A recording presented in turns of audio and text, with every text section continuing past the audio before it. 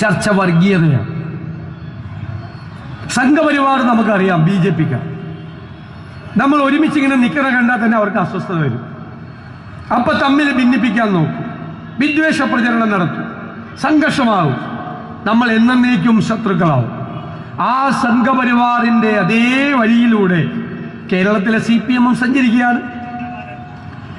ഡൽഹിയിലെ ചേട്ടമ്പാവ സഞ്ചരിക്കുന്ന അതേ തോണിയിൽ തിരുവനന്തപുരത്ത് അരിയമ്പാവയും പോവുകയാണ്. ഒരേ തോണിയിലെ യാത്രക്കാരാണ് രണ്ടുപേരും. എനിക്ക് ഓർമ്മയുണ്ട്, പാർലമെന്റ് തെരഞ്ഞെടുപ്പ് ശ്രീ പിണറായി വിജയന്റെ പ്രസംഗങ്ങളെല്ലാം എൻ്റെ കയ്യിലുണ്ട്. എന്താണെന്നറിയോ? ന്യൂനപക്ഷ പ്രണയമായി, ഗാസയിലെ കുഞ്ഞുങ്ങൾ, പാലസ്തീനിലെ യുദ്ധം, പൗരത്വ രജിസ്റ്റർ, ന്യൂനപക്ഷ പ്രേമം. പക്ഷെ ന്യൂനപക്ഷങ്ങൾക്ക് മനസ്സിലായി ഇത് കാപട്യമാണ്, അവരാരും വോട്ട് ചെയ്തില്ല. അപ്പോ ഇലക്ഷൻ കഴിഞ്ഞപ്പോൾ ഉടനെ പ്ലേറ്റ് മാറ്റി. നിങ്ങൾ അറിയണം, കേരളത്തിലെ മുഖ്യമന്ത്രിയാണ് ഡൽഹിയിൽ ചെന്ന് ഹിന്ദു പത്രത്തിന് ഇന്റർവ്യൂ കൊടുത്ത് മലപ്പുറത്തിനെതിരായി സംസാരിച്ചു തുടങ്ങി. അവിടെ എന്താ വല്ല കുഴപ്പമുണ്ട്? മലപ്പുറത്തിനെതിരായി സംസാരിച്ചു തുടങ്ങുക. കേരളത്തിൽ ഭൂരിപക്ഷ വർഗീയതയുടെ തിരികൊളുത്തി ആര്? മുഖ്യമന്ത്രി.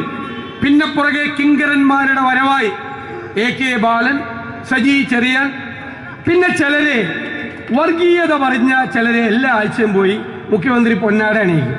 ആരാന്ന് ഞാൻ പറയണ്ടല്ലോ. അതങ്ങനെ. ഈ സജി ചെറിയാൻ എന്താ പറഞ്ഞത്? മന്ത്രിയാണ്. മലപ്പുറത്ത് ജയിച്ചവരുടെ പേര് നോക്കിയാൽ മതി, പച്ചയ്ക്ക് വർഗീയത പറയാം, അല്ലേ? പച്ചയ്ക്ക് വർഗീയത.